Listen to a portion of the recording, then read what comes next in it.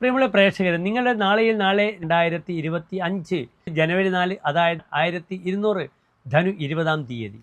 നാളെ ശനിയാഴ്ചയാകുന്നു.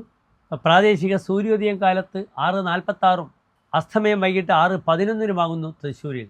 നാളത്തെ ദിനം ഞാൻ സൂചിപ്പിച്ചു, ശനിയാഴ്ചയാണ്. നാളത്തെ നക്ഷത്രം ചതയം നക്ഷത്രമാണ്. സ്വതവേ ശനിയാഴ്ച വളരെ ആലസ്യമുള്ള ദിനമാകുന്നു. ശനൈശ്ചരഹ, പതുക്കെ സഞ്ചരിക്കുന്ന ആളാകുന്നു ശനി. ചതയം നക്ഷത്രത്തെ പറ്റിയും നാം സംസാരിക്കാറുണ്ട്. ചതയം ചതഞ്ഞു പോകുന്ന നക്ഷത്രമാണെന്ന്. പലപ്പോഴും വളരെ സ്ലോ ആയിട്ടാണ് ചതയം നക്ഷത്രത്തിൻ്റെയും ശനിയാഴ്ചയുടെയും സഞ്ചാരം. സ്വതവേ ഈ രാശിക്കാർക്ക്, കുംഭൻ രാശിക്കാർക്ക്, ചതയം നക്ഷത്രം കുംഭൻ രാശിയിൽപ്പെടുന്ന ഒരു മുഴുനീള നക്ഷത്രമാകുന്നു. ഇവർക്ക് ഏഴരശനിയുടെ കാഠിന്യമുള്ള സമയമാണ്. അതിൽ നിന്നും ഒരു മോചനം 2025 ഏപ്രിൽ 1 മുതൽ അവർക്ക് ലഭിക്കുന്നതാണ്. നാളത്തെ ശുഭമുഹൂർത്തങ്ങൾ നിങ്ങൾ ശ്രദ്ധിക്കുക.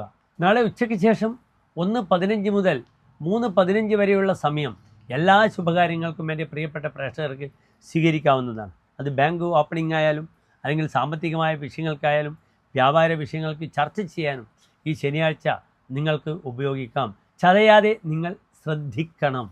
നാളത്തെ ഏറ്റവും നല്ല പരിഹാരമാകുന്നു നെയ്വിളക്ക് അയ്യപ്പന് സമർപ്പിക്കുന്നത് കാലത്ത് തന്നെ.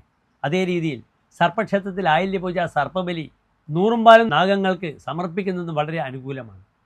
ഓം രാഘവേ നമഃ, ഓം കേതവേ നമഃ എന്ന മന്ത്രം വളരെയധികം നിങ്ങൾക്ക് ഗുണകരമായി തീരും.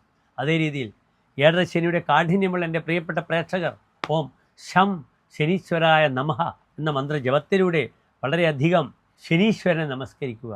അയ്യപ്പക്ഷേത്രമായാലും ഹനുമാൻ സ്വാമി ക്ഷേത്രത്തിലായാലും ഈ വഴിപാടുകളൊക്കെ നമുക്ക് ചെയ്യാവുന്നതാണ്. എല്ലാ പ്രിയപ്പെട്ട പ്രേക്ഷകർക്കും ശോഭനമായ നല്ല നാളെ ആശംസിക്കുന്നു.